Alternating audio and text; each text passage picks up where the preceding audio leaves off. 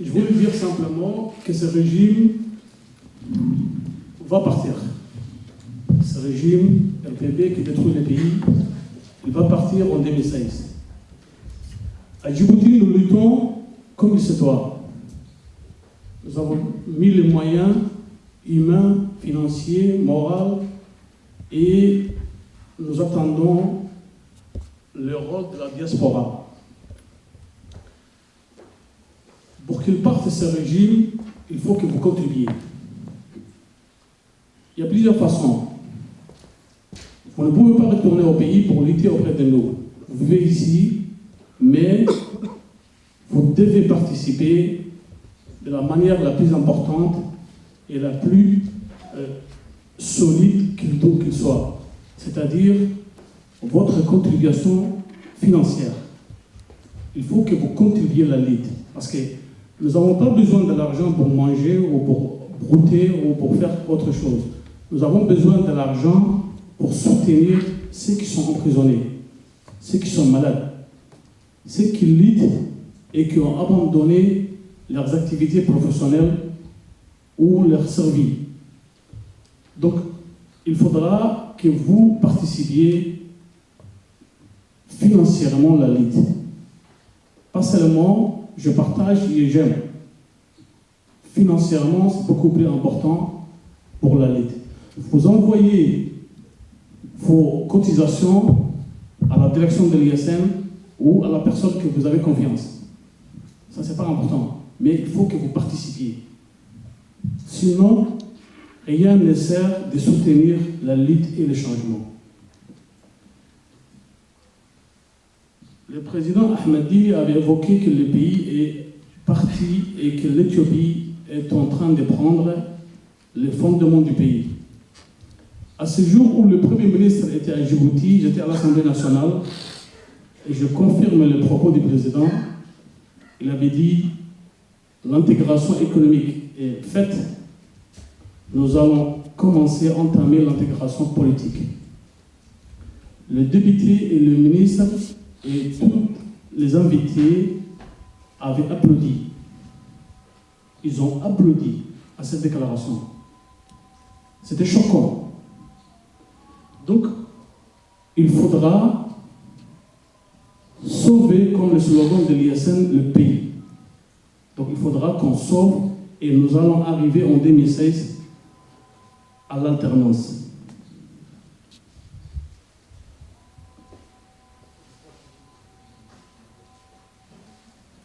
La déclaration du Premier ministre, ça s'est passé en avril 2015, je pense, en mars-avril 2015. Et je fais plusieurs voyages en Éthiopie, à Addis Abeba, et lorsque j'ai affaire à des commerçants, à des parlementaires éthiopiens, ils ont tous convaincu que Djibouti sera l'Éthiopie. D'un jour à l'autre, Djibouti sera l'Éthiopie. Certains, par méconnaissance, ils considèrent Djibouti comme une province. Il y a peut-être 9 provinces ou 5 régions, je ne me rappelle plus. 9 provinces, c'est la 10e province, Djibouti. Ils considèrent que Djibouti est la 10e province, ou je ne me rappelle plus le nombre de provinces. Donc, le pays est détruit par ce régime. Rien ne sert d'argumenter tout ce qu'il a fait. Mais il faudra que vous participiez à la lutte pour chasser ce régime.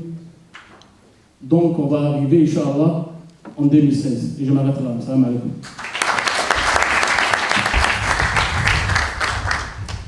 Merci, monsieur le député. Je vais donner maintenant la parole à M. Mahdi Ibrahim God, adjoint représentant de l'ISN aux affaires extérieures, à l'extérieur et vice-président de la RD.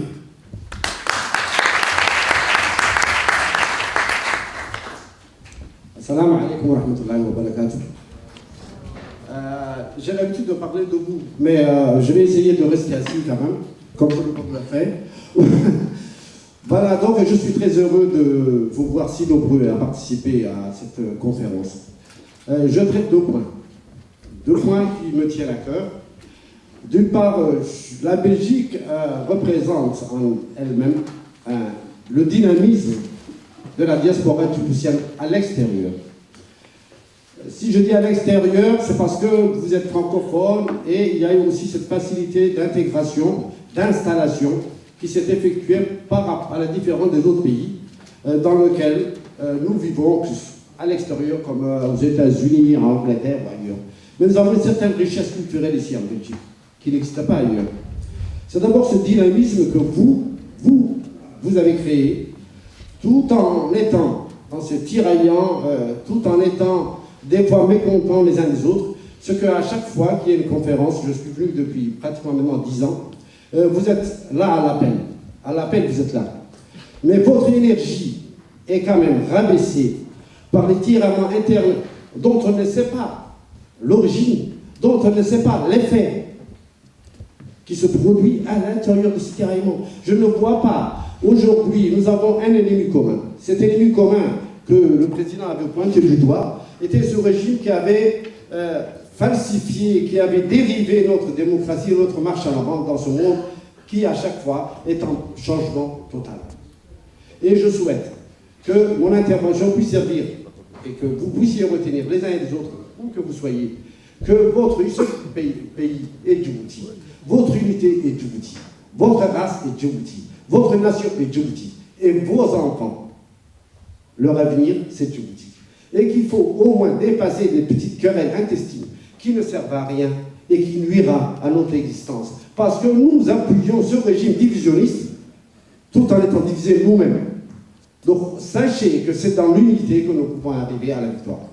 Moi, ça fait longtemps que je me bats et j'essaie de sensibiliser, que ce soit à Djibouti par des interventions, par des journaux, par ceci ou cela. Et Dieu seul sait que j'en ai souffert, ma famille en a souffert, mais n'empêche que je tiens le cap et je crois à la valeur des hommes et des femmes qui représentent Djibouti, dont vous êtes une portion, mais qui nous permettra d'avancer davantage si nous nous faisons confiance les uns et les autres. Ma deuxième intervention est une intervention qui est à peu près accidentelle. Elle est accidentelle et elle décrit l'abominable du système que décrivait tout à l'heure M. Ahmed Youssef et les autres. Tellement abominable que personne n'a pris conscience ou que nous oublions, mais que nous le vivons par le subconscient. Ce subconscient dit que l'histoire se répète. L'histoire va se répéter avec ce régime. Les tortures, les tueries, les viols, le non-respect, l'injustice, l'impunité. Je dis tout ça tout simplement parce qu'aujourd'hui, nous sommes le 27 septembre. Et je commémore et je me souviens de ma famille, de mes amis, des proches, qui, un beau soir du 27 septembre 1991, ont subi, pour une raison dont l'origine était le régime lui-même, avait été torturé de plus de 230 familles dans cette histoire de café de Paris. Beaucoup avaient perdu leur vie. Et je sais que beaucoup sont morts des séquelles des tortures. Beaucoup aujourd'hui ont perdu, à cette époque-là, avaient perdu la nature même de la procréation humaine, qui ne peut plus faire d'enfants. Et je les connais un par un, et je ne peux pas oublier parce que ça coïncide avec nos conférences d'aujourd'hui. Je vous demanderai tout simplement une minute de silence en vous disant aussi que we win and we can. Merci beaucoup.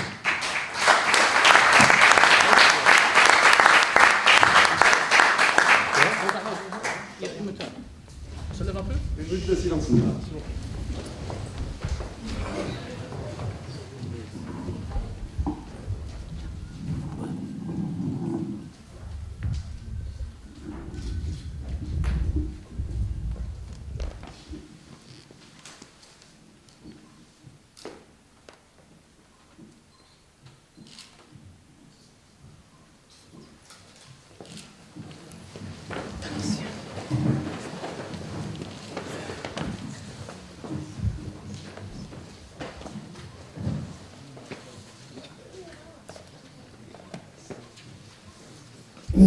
interventions sont terminées. Je remercie M. Mahdi Ibrahim God pour son intervention. Et c'est ce que vous attendez le plus, questions-réponses. Je vais juste vous rappeler, parce que c'est pas ce que je vais dire, c'est pas ce que j'ai dit à mon nom, mais c'est ce qui est ressorti, une réunion du CRP qui s'est déroulée hier. Donc, la conférence est organisée à l'honneur du président et elle est sous son égide. Je vais laisser encore M. Jama Abramedel qui veut intervenir encore. Merci.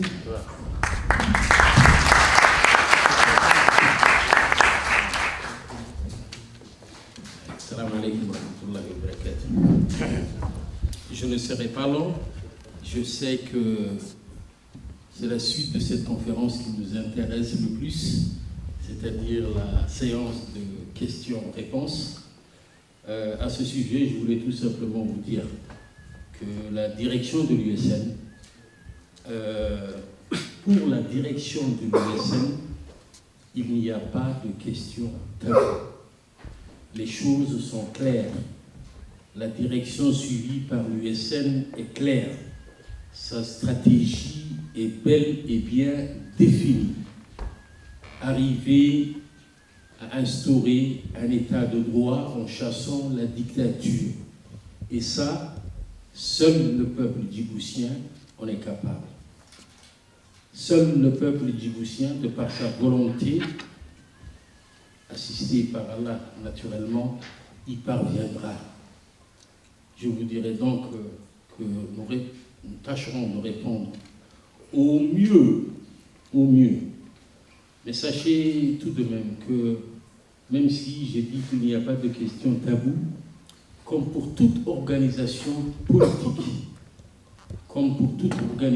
politique, l'USN ne peut pas dévoiler tous ses plans, ni tous les détails de la stratégie de son combat pour des raisons que vous comprendrez aisément.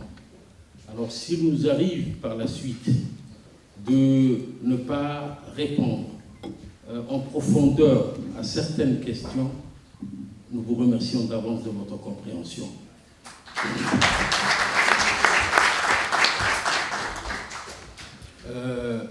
En gros, et comme je l'ai dit partout, si nous sommes tous ici présents, c'est dans le cadre de la lutte que mène le peuple djiboutien pour recouvrer une seconde fois sa liberté.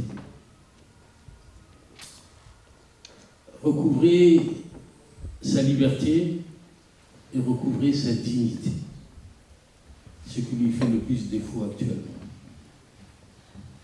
À ce sujet, soyez certains que nous sommes parfaitement conscients que la situation d'exilé, qu'elle soit volontaire ou involontaire, que vous vivez, et pour certains depuis des décennies, en dehors de votre pays, nous savons que ce n'est pas une situation enviable. Nous savons que chaque être humain tient avant toute chose à vivre en paix et en dignité dans son propre pays, entouré de ses proches.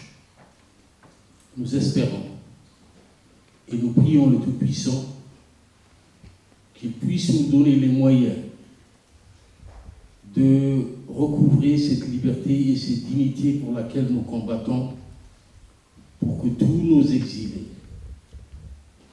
jeunes et moins jeunes,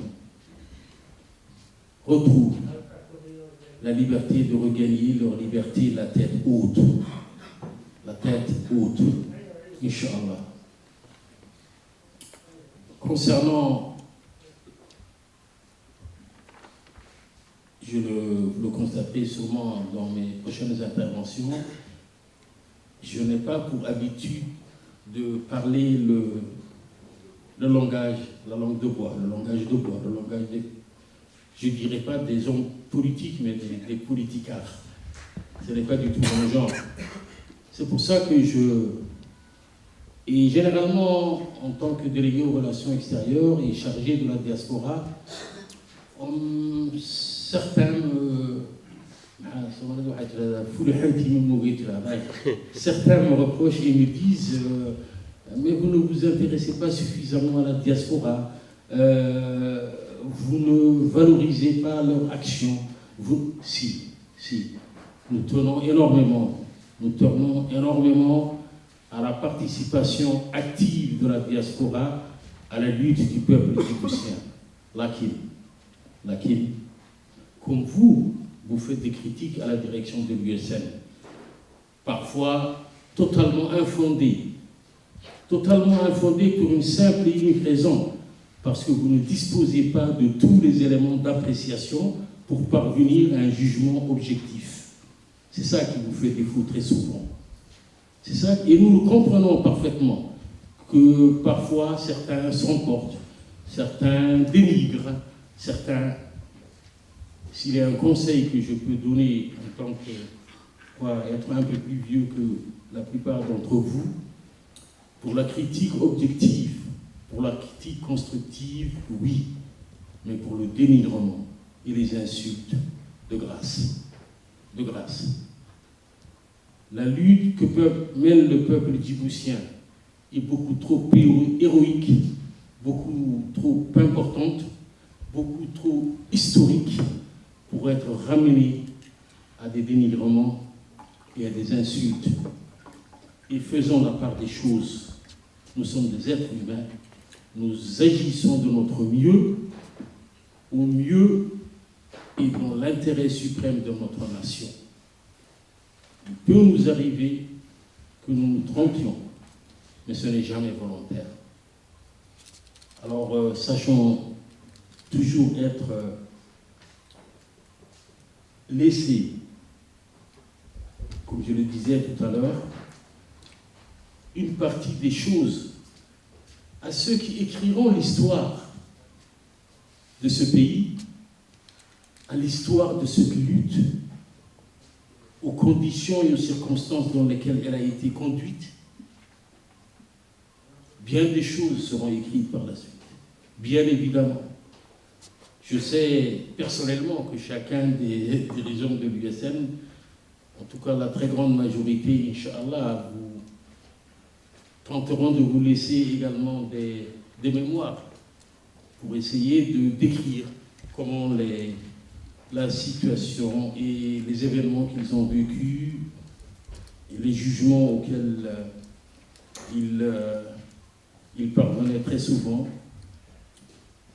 Je vais essayer de revenir à la critique que je fais le plus à la diaspora.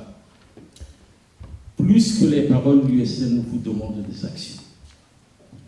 Plus que les paroles, l'USN, quand je dis l'USN, c'est le peuple djiboutien qui vous parle, dans sa très grande majorité. Dans sa très grande majorité. Dans sa quasi-majorité. Le peuple djiboutien est parfaitement conscient du rôle et de l'importance de votre action à ses côtés, mais il vous demande encore plus d'efforts et encore plus d'action. C'est le message que je souhaiterais passer ici, en profitant de cette occasion. Je crois que j'ai été trop long, je restitue le micro à... Merci beaucoup.